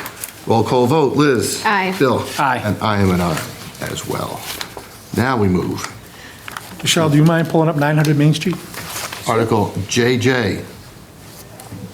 Figure Joe likes pictures, we might as well. I do. Get it up before. I'm before he totally into can the, see it. I need the graphics. Okay, go ahead. Next time I'll give you my sheet with the notes when I put the graphic. There Okay. you go. The next article is to renew a cell tower lease. Not renew, get a cell tower lease at the water treatment plant. So the current 20-year lease is set to expire this year. Town council is working with the company right now to build a new RFP, using some of the information they have on what it is. Then we're going to go to RFP for the cell tower. The lease and profit sharing is anywhere from $80,000 to $100,000 a year in annual revenue for the Ware River water system. We're in the process of developing an RFP to put out the bid. All the maintenance of the tower is paid by the lease company, and it's located at 900 Main Street, opposite the loading docks at the water treatment facility. You really can't, Michelle, can you take the, Yeah, It was right where the mouse was. I'll pick It's right where the something mouse else up. Pretend, that little dot this? is it. That's it Yep, right there. okay.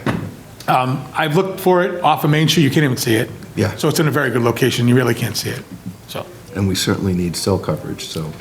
This is also has emergency services on it, so it's not only for cell service, it also has some of our town emergency services on it, and our repeater for the water treatment plant, so it's a very valuable tower to us for other reasons besides the revenue we get from it. And just to be clear, that's been there throughout all of Aquarion's ownership. Yeah. We inherited it, we've had a lease with it since then. It's just the lease is now expiring, we're hoping to do a new one. With this, how long would the lease term be? We can do 20 years, I think that's what town council's looking at. Most of them are 20 years. One of the things that we had talked about with John was whatever annual lease payment we get, we would add a CGI rider to it. Right. So that it's tied into increases, so we can do a 20-year comfortably without feeling like we're leaving money on the table in years, 5 through 15, or 5 through 20. So, Does that make sense? a CPI increase? Yeah. Okay. What did I say? Sorry. CGI. I don't know what that is. Sure what CPI. I don't know how the other ones are set up, but this one's set up very nicely where we get a monthly fee and we get profit revenue from the people that are on it. So it works out pretty well. Yes. Any questions, Liz? No questions, thank you. No? Anything we can do to improve cell service? Absolutely. Any member of the public? Comments? Okay, I'll accept the motion on Article JJ. I will make a motion to recommend favorable action on Article JJ. Second. Roll call vote. Liz? Aye. Bill? Bill, aye. And I'm an aye as well. Article PP. Article PP is the warrant to continue our every year borrowing for capital improvements. This year will be $3 million. We were at 2.7, we had step-ups to 3 million, and it steps up as we go forward with the water system. Some of the major projects that are on this, right now, I know we're only here borrowing 3 million, but I have 4.5 million in projects that I'm looking at. One of the major projects is the Summer Street Route 3A project. We want to replace the water main all the way from North Street all the way to Rockland Street. We're already in the preliminary design stages. We are waiting for an avenue, so that project is going to definitely kick forward. Right now, I have that estimated at 2.75 million. I think I might be a little under, so I'm going to say that's going to be about a $3 million job in itself. So to Liz's point earlier, maybe the following year, we may have to borrow a little bit more to get caught up, but again, this is a big project for the town, and it's also an aged water main that we do not want under this brand-new road, so. And the costs of this would be borne by the... This won't be by the rates for now. Yep, it won't be a capital charge, it'll be just borne by the rates. Yes, okay. Any questions, Liz? Just to reiterate that, so it's not paid by Hingham taxpayers, it's paid by Weir River. Weir River water ratepayers. ratepayers, correct. Okay, thank you. Bill? No additional questions. Any member of the public, comments or questions? Seeing none, I move for a motion on this. Make a motion to recommend favorable action, Article PP. Second. Roll call vote. Liz? Aye. Bill? Aye. And I am an aye as well. Okay, so I think we have not covered Article I, which is the Building Department Revolving Fund. Tom and I can speak to that quickly. Thank you. Thank you, Liz.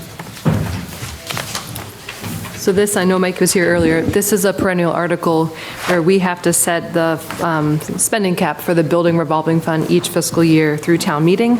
There is legislation pending in the Municipal Empowerment Act that would remove this annual requirement if we're going to keep the same cap, but that has not yet passed. The one tricky thing with this piece, if you recall, let me just share this graph that's included in part of your packet. So the building revolving fund, like we mentioned before, is fed by the revenue, the fees from the gas, plumbing, and electrical permits. And it can only be used for expenses related to those inspections and services. On this chart, you see the last 10 years or so, the green is the revenue that we took in, the red are the expenditures, and the black is the balance that, in fiscal 17, 18, and 19 was building up substantially. And at that point, the town started to pay more folks out of the building department salaries from here in terms of the work that related to these services. And Mike was able to purchase some trucks for inspections out of the fund as well. So we started to use the balance as we should, but now you can see as we get down to fiscal year 24, 5, and 6, we kind of have to reverse course and back up a little bit. So last year, if you remember, we had taken $50,000 out of the revolving fund and put it more in the general fund in terms of the salaries. In fiscal 24, the building commissioner and both administrative assistant salaries were 50% funded from the revolving fund. 100% of the building, plumbing, and gas inspector salaries still come from this fund. If we stay on that course, based on the revenue and expenditures that Mike, Art, and I looked at today, we're still uncomfortable in FY26 about how low the balance is getting. So Mike has some ideas about adjusting stuff in his budget.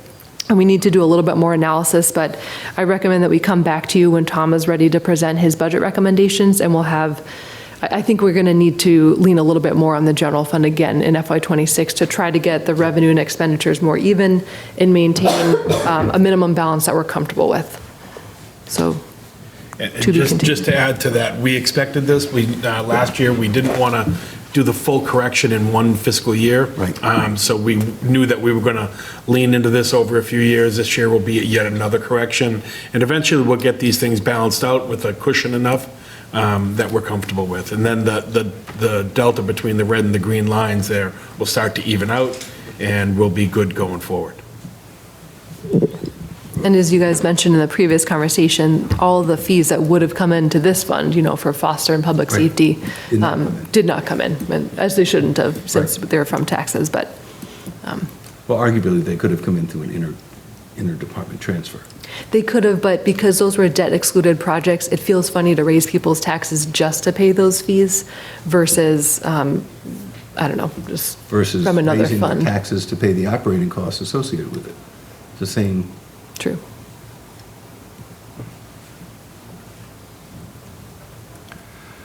Okay, so the article is to limit it to 280,000. Which is the cap from last year. I anticipate that will likely decrease, but we just copied the same from last year because it definitely won't increase above that. My recommendation is that you guys not vote this tonight. Let's do that analysis that we spoke about earlier, bring this back in a couple of weeks. And you can take a position when you know more about what you want the rate structure to look like. So that you can understand better what the position of the fund will be. So Article I and Article II, we are holding off on voting. And the remaining ones we have voted this evening. Are you comfortable with this, Bill, holding off on those? Sure. Okay. Good. Where's my agenda here? Here we go. So now we can move to the fund balance memo.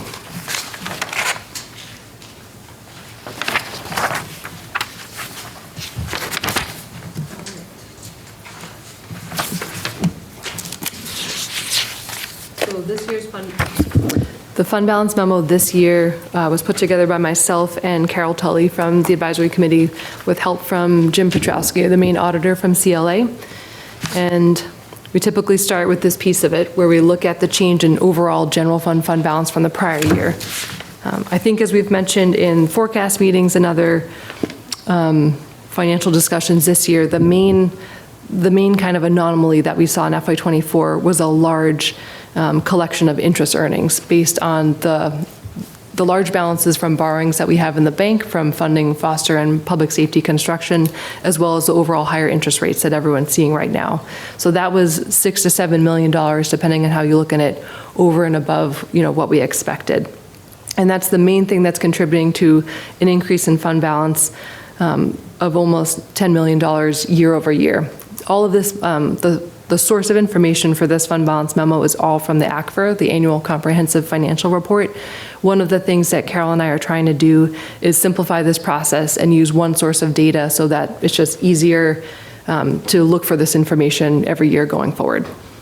Fund balance is always broken into 5 different categories. Non-spendable, which is typically something like a trust fund where you have a principal amount that you can't spend, but the town doesn't have any funds classified that way.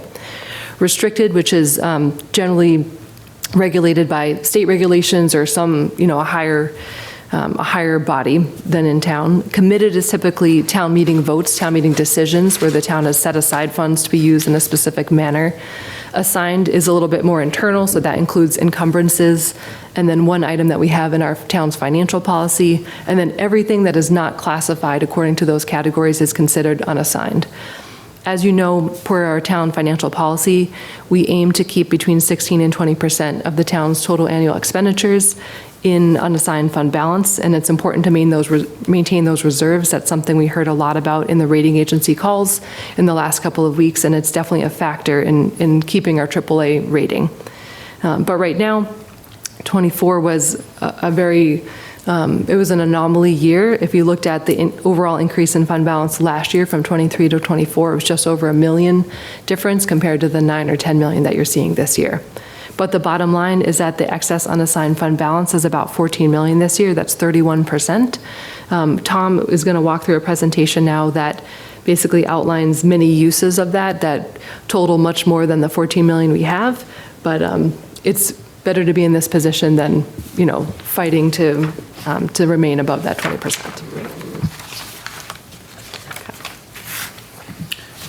Before we go on, Michelle, so you talked about the funds, the earnings that we had on basically the borrowings. Yes. Are there restrictions on our use of those funds because they were associated with those borrowings? So, yes and no.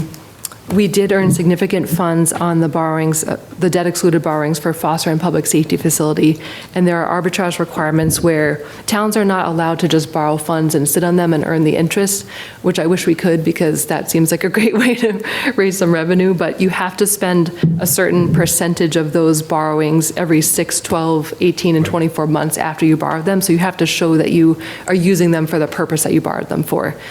So if we didn't meet those spending requirements, we would have been required to rebate much of that interest earned to the IRS. Fortunately, the projects moved forward and the construction happened according to schedule, so we were not worried about it at this point.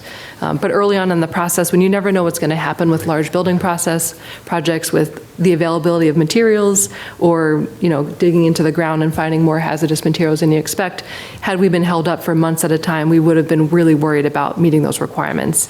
If you remember, we did an interim borrowing. The size of these projects was so large that we couldn't just get them off to start and kind of float the money. We had to do a very short-term borrowing to get them going.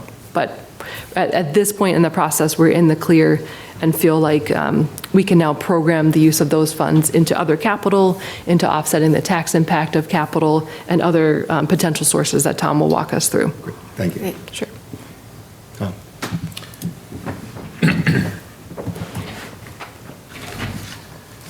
Okay, so $14 million is a nice chunk of change. I'll start by saying that. Better to have $14 million than not have $14 million. Town made a lot of decisions, is in a good position in order to get great results, and I think that's what we've realized this past year. As a result, we have in excess of our financial policy limitations of 16 to 20% of TAE. We have $14 million over and above the high end of that range of 20%. You can see here that the financial policy contemplates certain appropriate uses for that excess fund balance.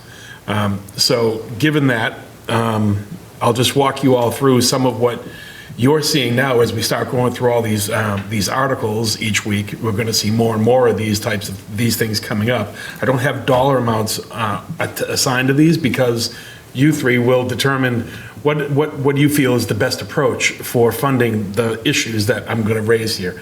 But I just want you and the public to see that, yes, $14 million is a lot of money, but we have a lot more expenses than $14 million. So you all got to determine what is the best approach for the use of that $14 million.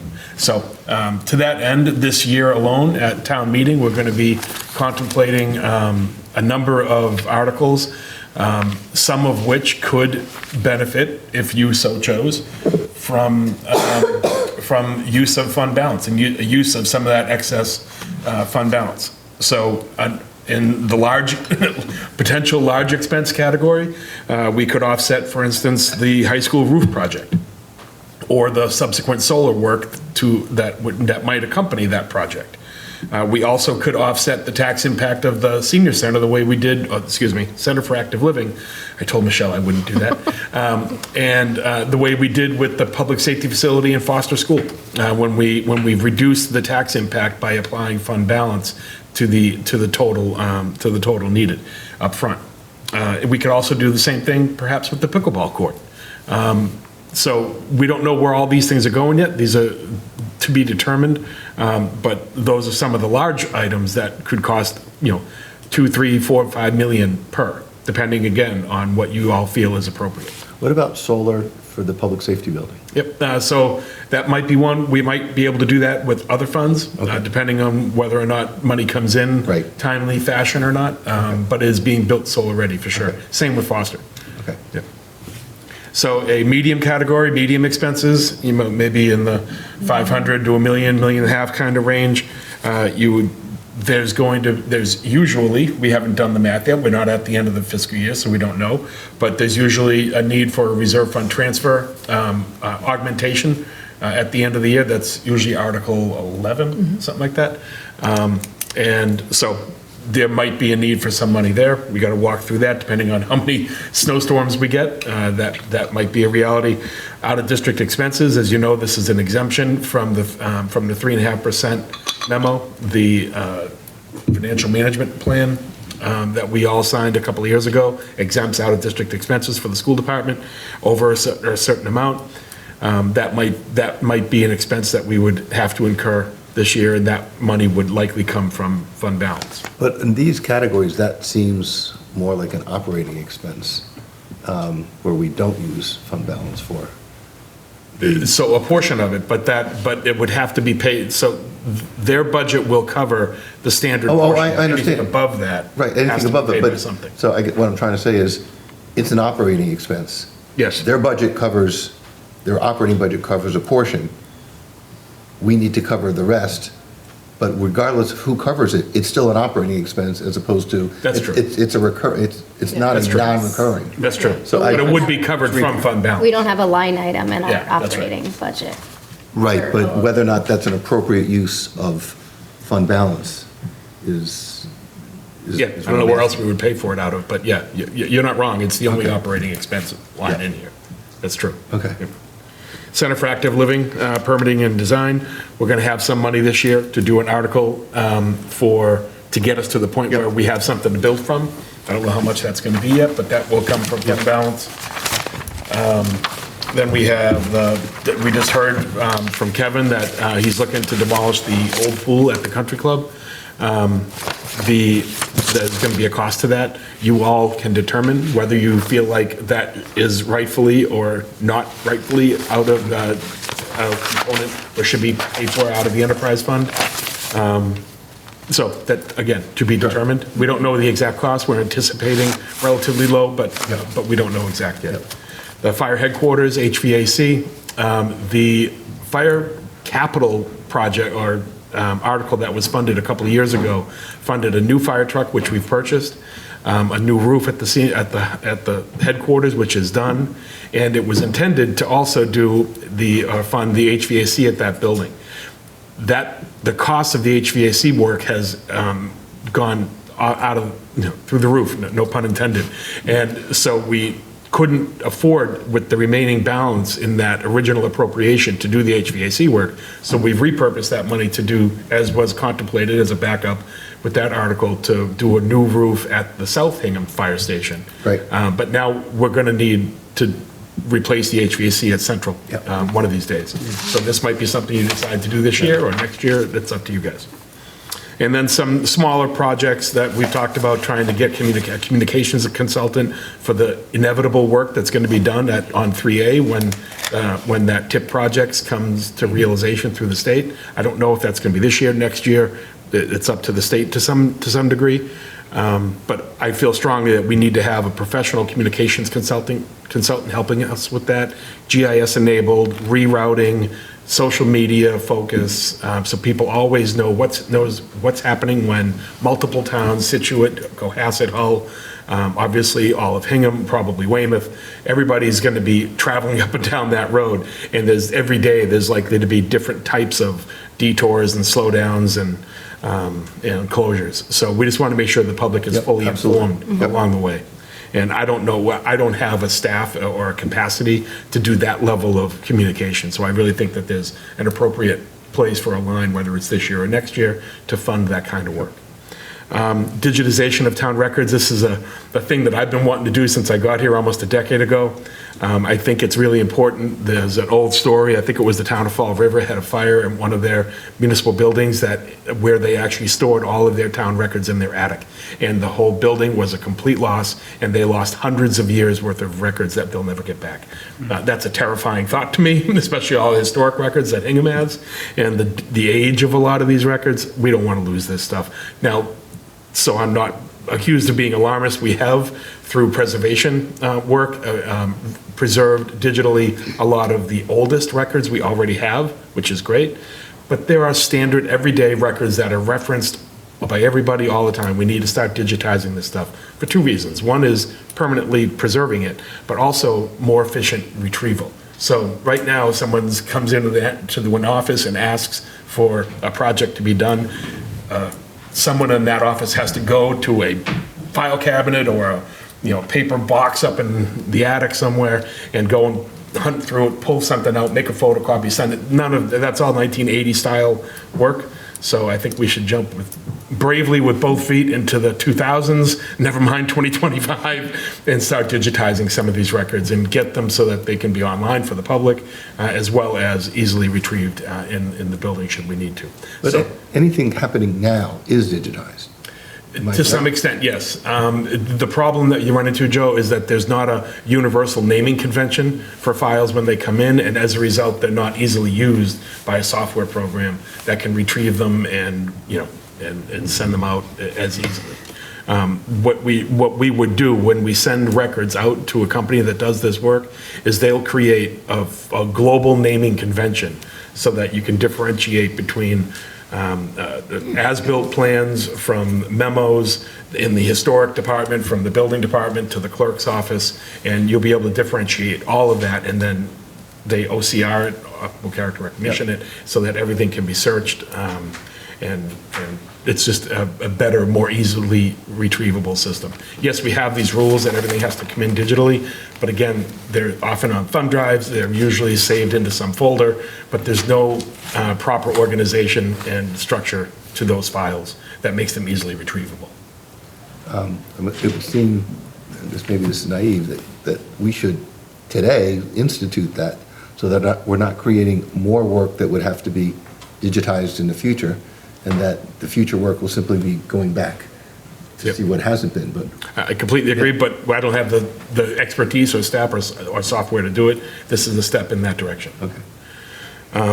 I'm recommending, and again, to be determined how far you guys want to go with this, I'm recommending we start small, pick an office like I'm thinking the historic department, and they've recently, with that staffing turnover, had to go through all their files anyway. Everything is reorganized, it's ready to go. We could bring a company in, they could be up and running in pretty short order, a couple of months. Okay. Get the software back, see how it works, dip our toe in the water, and then start doing more departments in future years. That's just my idea. Yep. But however you guys want to go is what we'll do. And then a bike path study, I understand, Mr. Fisher, you've been working with Vicki Donlon, yes, I have. with the rec department. I think the idea is to bring people to Wampatuck State Park, and so people can bike around appropriately, but then be able to access things like places like the high school without. Basically routing from South Hingham through Wampatuck to the high school. Yep. So this is a study to determine how that could work. Right. And what so, would be done. The state, specifically the group that runs Wampatuck State Park, has sort of internally mapped out how they think this would work, and the state is on board to assist the town in making this happen. Yeah, that's great. Great. Whenever we can get partnership with the state, it's great. The HMLP has issued an article for us to contemplate solar, or evaluating all of the town-owned roofs, or town-owned buildings' roofs in town, and that needs to be paid for one way or another. So if we go forward with that article, we would want to have a funding source for it. So on that, again, this is something that Bill and I heard at the MMA conference, that the companies that, for example, do solarization of roofs, they'll come out and do the study for free. Great. For the town. And in fact, you'd have more than one company do it because we'll get competing bids. And they will provide the town with a site assessment of our roofs. Terrific. So rather than spend town money, it'd be nice to get those. I don't know how we get going with that. I think we've identified certain vendors. Right. But I think the next step is to talk to HMLP and get that going. Yep.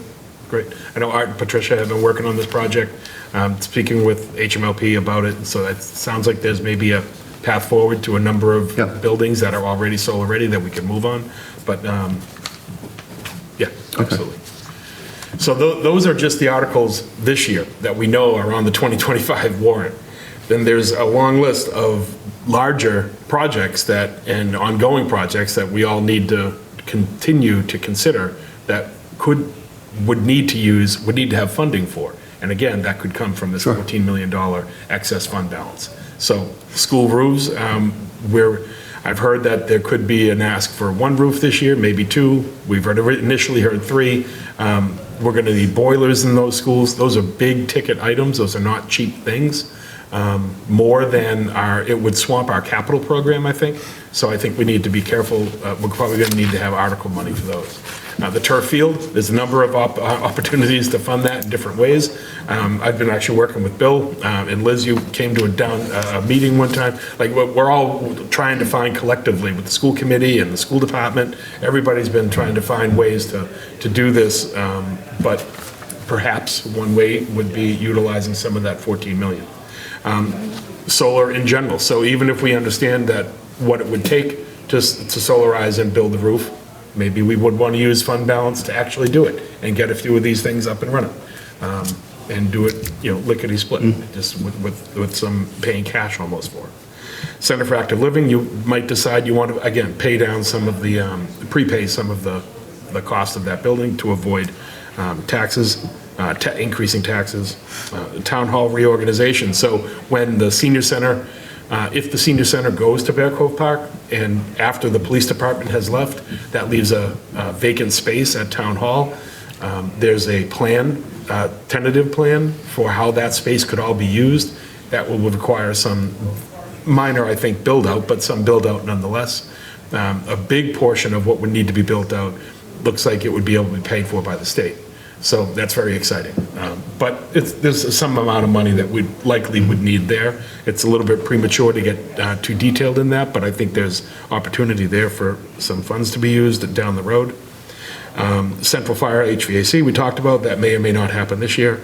Some wharf walls. We all know these wharf walls are coming. We've already allocated a bunch of money this year. We have another article this year to open up the usage of some of that initial appropriation to get some of the pre-work done. We've now done the permitting for the entirety of the Inner Harbor, which was a change that the state asked us for last year. We've done that work. We have the permit in hand. We know the process we need to do, get some preliminary work to do before we start the actual wall building exercise. But my guess is that's going to come in stages because it's expensive. And there's probably going to be 3 or 4 of those stages. Some big expenditures are coming from wharf walls. The library parking lot is something we've been talking about for a long time. The chiller, I think Linda would like to have that chiller even first before the parking lot at this point. So those are expensive endeavors. Harbor dredging, every 10 years that's coming up, and it feels like we did it yesterday. I was out riding around on a barge, but it wasn't, turns out, yesterday. So that's coming up in 2029 that's going to be due, and that's 4 short years away. So the Country Club Master Plan, a lot of that, in theory, would be paid for, the debt service would be paid for out of the enterprise fund, but some of it you may determine is outside of what the enterprise fund was intended for. Maybe the town could pay for pieces of it. I don't know, but again, to be determined. Building improvements on Bear Cove Park Drive. Part of what we had talked about with moving the HCAL onto Bear Cove Park Drive was the campus concept, and I think that's one of the reasons that you three enjoyed Bear Cove Park as an option, as a location for the senior center, is the programming opportunities there. So, there's probably some improvements that would need to be done in there. That might be something you would want to use fund balance for, or maybe not. Longer term, we have a couple of items. There's more items longer term, but these two just jumped out at us. As we seek to develop more undeveloped parts of town, we've been talking with the MWRA about increasing gaining water access, not increasing, gaining water access to their system. That might be something that could happen down the road to facilitate some economic development efforts, but that's going to cost money, and potentially a lot of it. So again, more than 14 million. And then this, the fire stations are in decent shape now with the North Station, the improvements at Central. Eventually, someday, 5-10 years from now, yes, we're redoing the roof at South, but that's mainly because it's leaking like a sieve. But we may need to think about improving that South Fire Station. Remember, that's the same age as the North Station, that they were built the same year that we just left to build the public safety facility. So that facility should probably be replaced at some point. And then, the chief and I have talked about the potential need for a fourth station in town as if and when South Hingham starts to actually develop. And if that happens, you're probably going to want to have some more coverage down that deep into town. Right. And that would likely, frankly, come through mitigation from a developer, that kind of thing. But nonetheless, a potential expense. Right. So there's a lot of projects that are on the horizon. You guys are all aware of this. But I just, while, we're presenting the fund balance memo tonight, a $14 million excess fund balance is a large number. But I just wanted to make sure everybody understood, public included, that there are a lot of projects and a lot of expenses we have that are far in excess of $14 million. So you all need to figure out the best, most reasonable use of that money. I would just add one additional, rather small project, which is something that Art and I discussed, which is, best way to describe it, preparing the town to participate in Rev 250, and essentially getting a task force going so that people are attracted to come to town. We have transportation, like from the boat into downtown area, which would, I think, benefit businesses, but benefit the community as a whole. I think you're talking about a small outlay. I'd hate to see it delayed.